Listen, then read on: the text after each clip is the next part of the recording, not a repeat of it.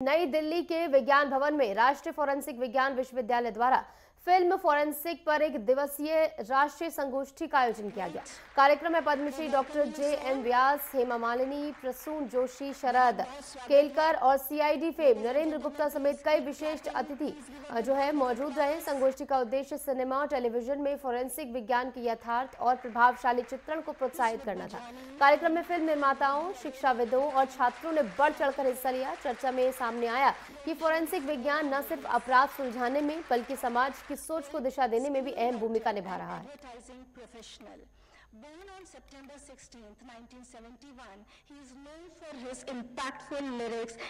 आज national forensic science university के द्वारा एनएफएसयू का एक बहुत बड़ा एक कार्यक्रम हुआ फॉरेंसिक साइंस के ऊपर, जो क्राइम जो होता है उसको जांच करने के लिए तो किस ढंग से किया जा और अच्छी तरह से उसका जानकारी देना चाहिए लोगों को। उसके अवेयरनेस के लिए ये किया गया है। एक बहुत बड़ा इंस्टीट्यूट है, वहाँ पे सबको ट्रेनिंग दिया जाता है जो क्राइम जो होता है उसको पकड़ने के लिए। और अच्छा डिटेल में बाकी लोग बताएंगे आपको। इनका कहना ये था कि फिल्मों में भी बहुत सारे चीज़ दिखाते हैं हम लोग, like CID, some crime patrol, उस टाइप का जो टीवी सीरियल भी आते हैं वो भी बहुत अच्छा वो लोग यूज़ कर रहे हैं आजकल, पहले से बहुत बढ़िया हो गया है। ऐसा फिल्मों में भी ऐसा होना चाहिए करके एक ऐसा आइडिया है। इसके लिए वी आर ऑल इनवाइटेड, हम फिल्म जगत से हम सबको बुलाया गया है। देखिए, जिस प्रकार हम विज्ञान भवन मौजूद है और हमारे साथ सीआईडी के जो अभिनेता हैं डॉक्टर साल्के हैं। सर, जिस तरह साइंस और टेक्नोलॉजी का ज़माना है तो इसमें किस तरह आप देखते हैं आज इस प्रोग्राम को? देखिए, ये जो प्रोग्राम है ये बहुत ही एनरिचिंग प्रोग्राम है।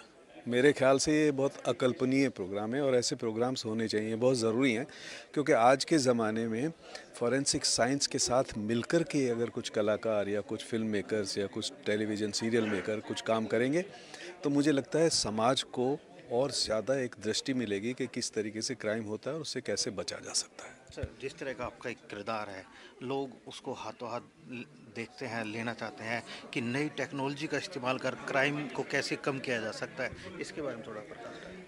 हमने बहुत टाइम पहले यही सोचा था कि क्राइम अगर है, देखिए मेरा ख्याल ऐसा और हमारे मेकर्स का भी ख्याल ऐसा था, सोनी चैनल के साथ जब हम बात कर रहे थे और सोनी चैनल ने भी कहा था कि समाज है तो क्राइम है और क्राइम है तो इन्वेस्टिगेशन है, इन्वेस्टिगेशन है तो फॉरेंसिक साइंस है।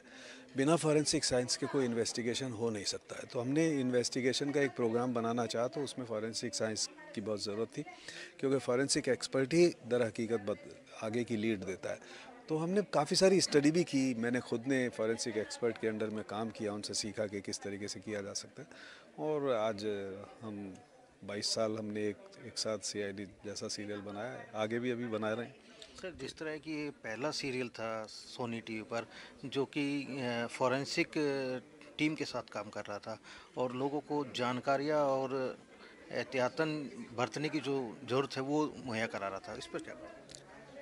ये बहुत, वही मैं कह रहा हूँ, ये बहुत अच्छा सोच था, क्योंकि क्राइम इन्वेस्टिगेशन बिना फॉरेंसिक साइंस के हो ही नहीं सकता है। और अब तो और भी ज़्यादा ज़रूरत हो गई। जो अभी भारत सरकार ने जो नए नियम बनाए हैं उसके अनुसार तो कोई भी क्राइम होगा, कोई भी एफआईआर होगी, वो बिना फॉरेंसिक एविडेंस की मानी ही नहीं जाएगी। देखिए, ये थे हमारे साथ सीआईडी के कलाकार जिन्होंने बताया किस तरह फॉरेंसिक की आवश्यकता है क्राइम को ऑब्जर्व करने की, तफ्तीश करने के लिए।